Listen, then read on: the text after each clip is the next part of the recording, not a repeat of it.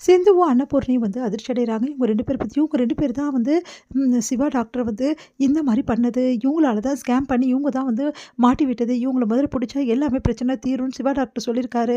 அப்படின்னு சொல்லிட்டு அன்னபூர்ணி கிட்ட சிந்து வந்து சொல்றாங்க. அத கேட்டு அன்னபூர்ணி அதிர்ச்சி அடைகிறாங்க. நான் இப்பயே ஃபோன் பண்றேன் டாக்டருக்கு அப்படின்னு சொல்லிட்டு ஃபோன் பண்றாங்க. டாக்டரே அவங்க இங்க தான் இருக்காங்க. அப்படியே புடிச்சு வை. எப்படியாவது நான் வந்துடுறேன் அப்படின்னு சொல்லிட்டு சிவா வந்து சொல்றாரு. அவங்கள பிடிக்க போய் வந்து அவங்க தள்ளி விட பார்க்குறாங்க. ஆனா டைட்டா வந்து பிடிச்சிட்டு இருக்காங்க அவங்கள. அந்த டைம்ல கரெக்ட்டா அங்க வராரு வந்து சிந்துவோட அப்பா. அவரும் வந்து சேர்ந்து பிடிக்கிறாரு. எல்லாருமே சேர்ந்து அவங்கள பிடிச்சிடுறாங்க. கரெக்ட்டா சிவா வந்து அவங்கள அடிச்சு வந்து ஸ்டேஷன்ல ஒப்படைக்கிறாரு. போலீஸ் ஸ்டேஷன்ல. அங்க வந்து விசாரிச்சுட்டு வந்து வந்து இந்த மாரி எந்த தப்புமே இல்ல. இவங்க தான் காரணம். அதனால இந்த வழக்குலேருந்து வந்து சிவாவ வந்து நாங்க விடுவிக்கிறோம் அப்படின்னு சொல்லிட்டு சொல்லிடுறாரு போலீஸு. அதனால வந்து ரொம்ப சந்தோஷமா வந்து நிம்மதி அடைகிறாரு சிவா. அடுத்து சிவா வந்து இந்த மாரி வேலைய விட்டு நான் போறேன். இந்த ஹாஸ்பிட்டல்ல நான் வேலை செய்ய விரும்பல. எப்போ என் மேல இவ்வளோ பெரிய பழிய தூக்கி போட்டாங்களோ, இதுக்கப்புறம் இந்த ஹாஸ்பிட்டல்ல நான் இருக்க மாட்டேன் அப்படின்னு சொல்றாரு. சிவா சொன்னா கேளு சிவா, இந்த ஹாஸ்பிட்டல்ல இருன்னு சொல்லிட்டு வந்து எவ்வளோ சொல்லி பார்க்குறாரு. ஸ்னேகாவோட அப்பா. இல்ல நான் இருக்க முடியாது அப்படின்னு சொல்லிட்டு சிவா வந்து ரிசைன் லெட்டர் குடுத்துறாரு. இத நீங்க அக்செப்ட் பண்ணி தான் ஆகணும் அப்படின்னு சொல்லிட்டு கிளம்பிடுறாரு. இத பார்த்து ஸ்னேகா செம்ம டென்ஷன் ஆயிடுறாங்க. என்னப்பா இது அப்படின்னோனே, வேற என்ன பண்றது? சிவா எந்த தப்புமே பண்ணலன்னு தெரிஞ்சு போச்சு. இதுக்கப்புறம் ஒண்ணுமே பண்ண முடியாதும்மா அப்படின்னு சொல்லிடுறாரு. அடுத்து வந்து சிவா நிம்மதியா வீட்டுக்கு வராரு. இங்க வந்து சிவா என்ன பண்றாரு, நேரா வந்து அப்படியே வந்து சிந்து வந்து கட்டிக்கிறாரு. சிந்து ஒன்னால தான் சிந்து இப்ப நான் நிம்மதியா அடைஞ்சேன். எவ்வளோ நாள் நிம்மதி இல்லாம நான் இருந்தேன் தெரியுமா? நைட்டும் பகலுக்கும் எனக்கு நிம்மதியே இல்லாம இருந்தது. அந்த ஸ்னேகா என்னை போட்டு ஆட்டி படைச்சுட்டா. ரொம்ப கஷ்டப்பட்டேன். எல்லாமே உன்னால தான்.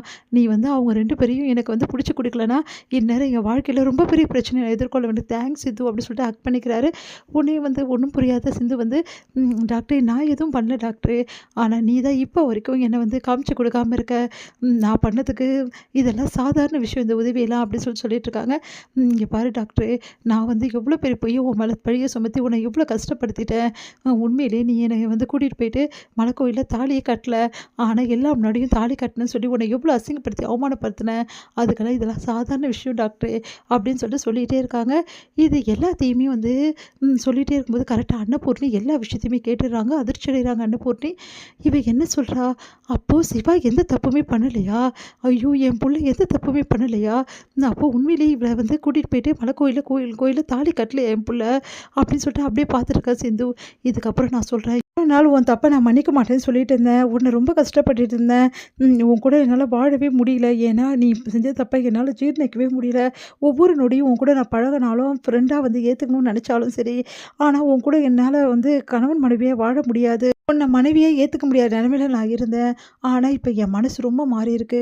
என்னன்னா, நீ இல்லாம என்னால இருக்க முடியாதுன்னு தோணுது சிந்து. நீ தான் எனக்கு எல்லாமேன்னு தோணுது.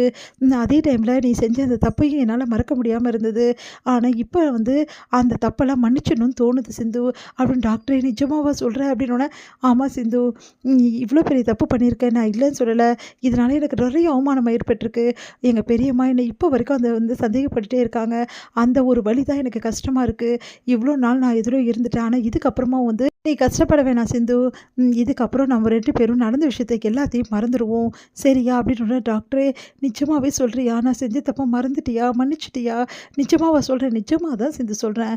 எப்போ இந்த பிரச்சனையிலேருந்து என்னை காப்பாத்தி ரிலீஃப் பண்ணிட்டியோ, அந்த நிமிஷமே நான் முடிவு பண்ணிட்டேன். இதுக்கப்புறம் சிந்து தான் நம்ம என் வாழ்க்கையில இருக்க போறான்னு சொல்லிட்டு, இப்போ உனக்கு சந்தோஷம் தானே? டாக்டரே அப்படி சொல்லிட்டு பயங்கரமா அழறாங்க. தேங்க்ஸ் டாக்டரே. நான் எவ்வளோ பெரிய தப்பு பண்ணியிருக்கேன். ஆனா என்ன நீ மன்னிப்பேன்னு நினைச்சு கூட பார்க்கல. ஆனா இந்த நிமிஷம் என்ன மன்னிச்சிருக்க. ரொம்ப தேங்க்ஸ் டாக்டரே அப்படின்னோனே, அப்படியே அன்னபூர்ணி அதிர்ச்சி அடைகிறாங்க. சிவா வேணா உன்னை மன்னிக்கலாம்.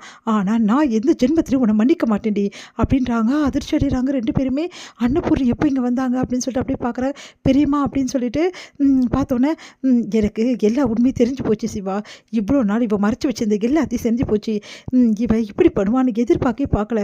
சிந்து, உன்னை நான் இப்படிலாம் நம்பினேன். கடைசியில வந்து நீ இப்படி பண்ணிட்டியே. என் புள்ளையே என்னை சந்தேகப்பட வச்சுட்டியே. இவ்வளோ நாள் என் புள்ளைய கூட நான் வந்து நம்பாம உன்னை நம்பினேனே சிந்து. அதுக்கு தான் இன்னைக்கு இந்த தண்டனை கொடுத்துருக்கல்ல நீ அப்படின்னு சொல்லிட்டு அப்படியே பார்க்குறாங்க. அதிர்ச்சி அடைகிறாங்க சிந்துவும் சிவாவும்.